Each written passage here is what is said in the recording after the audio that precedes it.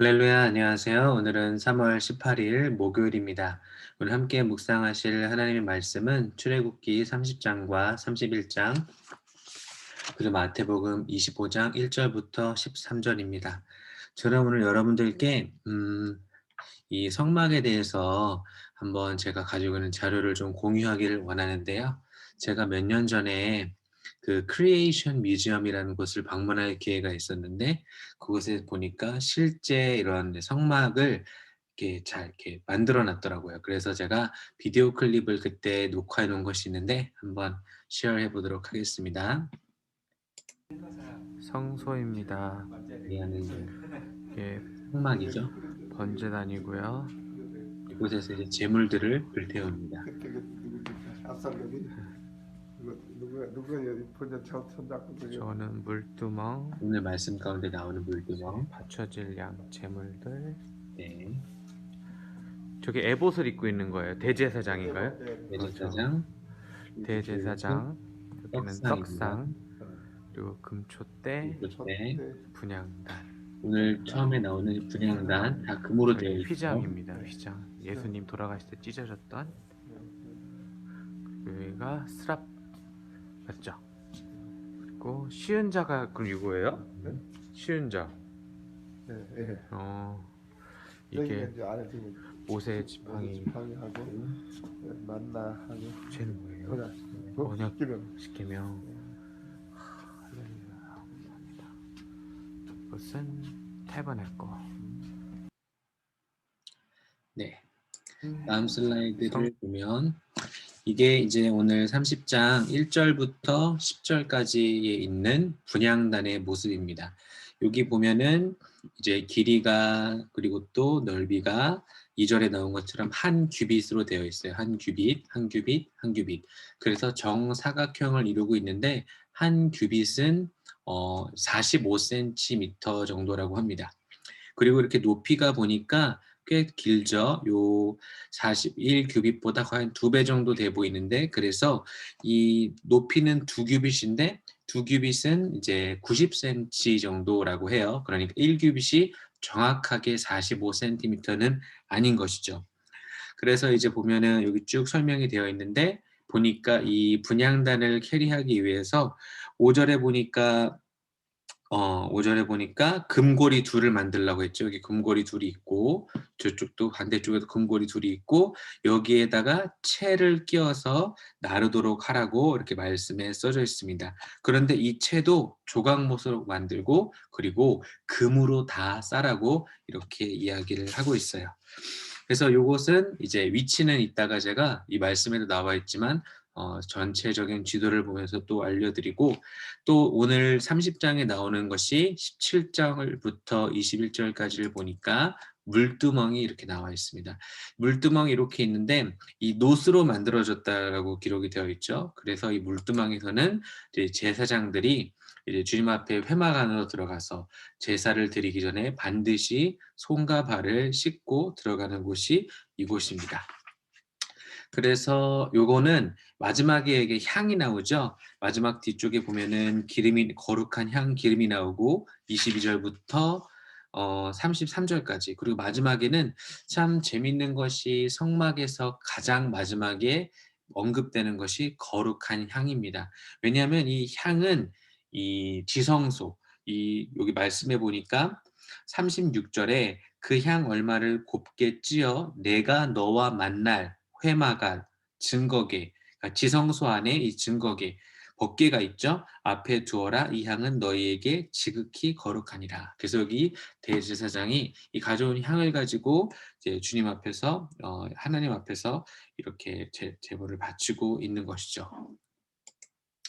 또 전체적인 이 여러분들도 많이 보셨겠지만 이 성막의 구조는 이렇습니다.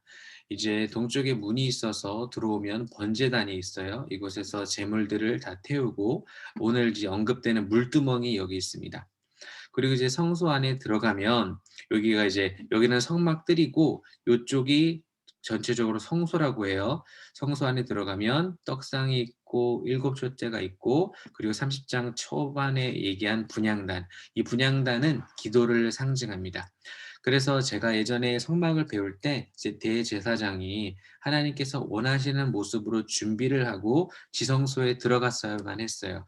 근데 하나님이 여기서 대제사장이 분향단 앞에서 한 것이 뭐였냐면 이 향이 가득 찰 정도로 기도를 했습니다.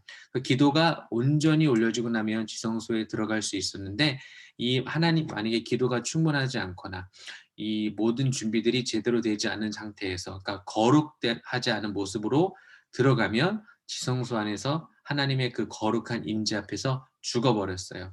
그래서 대제사장들은 항상 그 끈을 묶고 들어갔습니다. 그리고 거기에는 방울이 달려 있었는데 방울이 소리가 나면 대제사장이 지성소 안에서 이렇게 움직이고 있다는 소리였고 만약에 방울 소리가 들리지 않는다, 오랫동안 들리지 않는다, 그래서 끌어내면 대제사장이 그 안에서 주님의 영광 가운데 그 영광에 이제 그 합당한 모습이 아니었기에 그 안에서 죽을 수밖에 없었죠.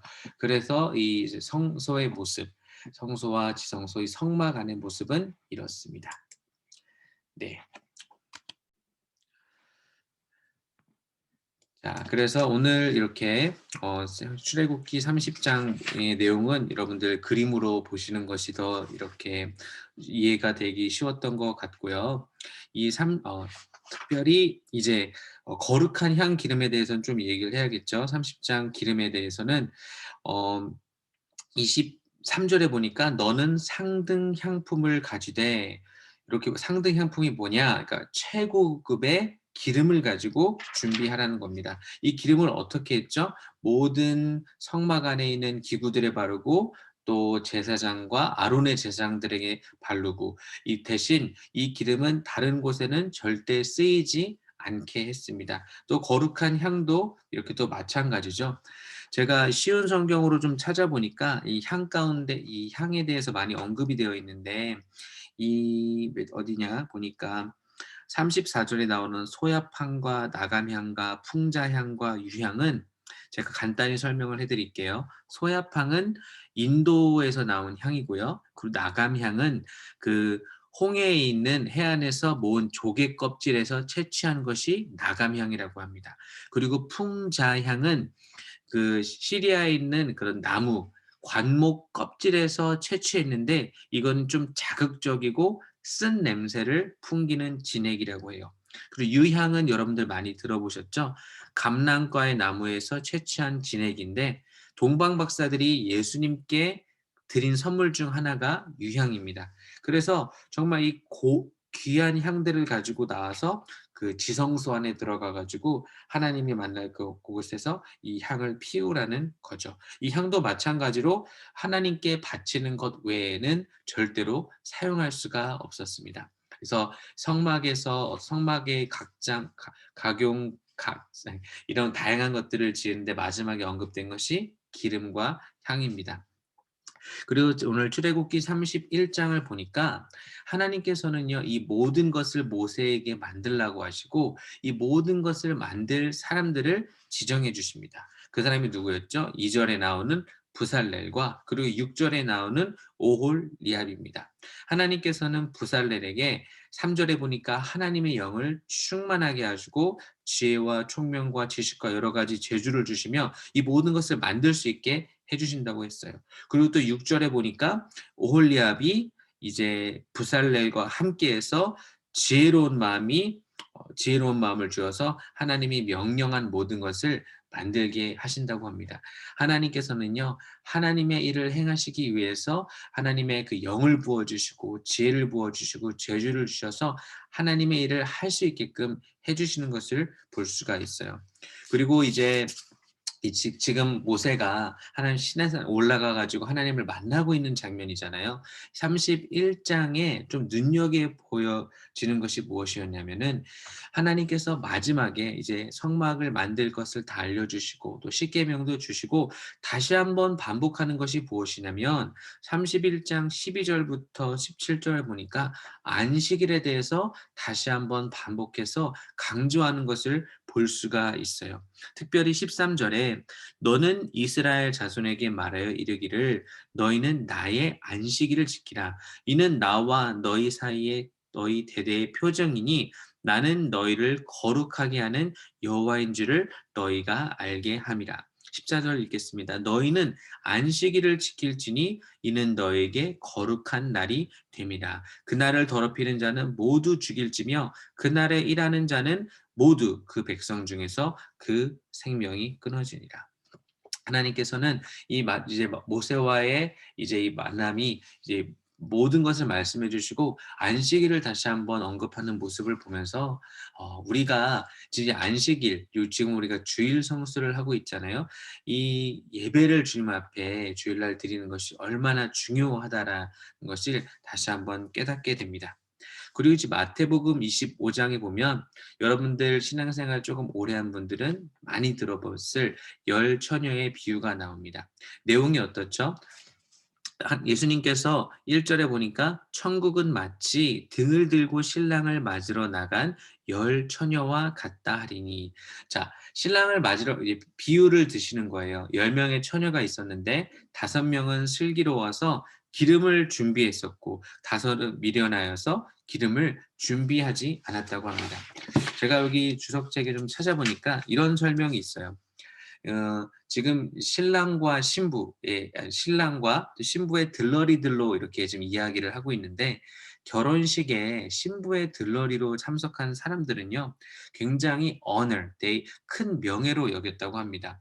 그런데 그들이 기름을 준비하지 않았다는 것은요 굉장히 무례한 행동이었다고 해요. 왜냐하면 준비를 소홀히 해서 이 잔치에 들어가지 못하게 됐다는 겁니다. 그 신부의 들러리로 섰는데 말이죠.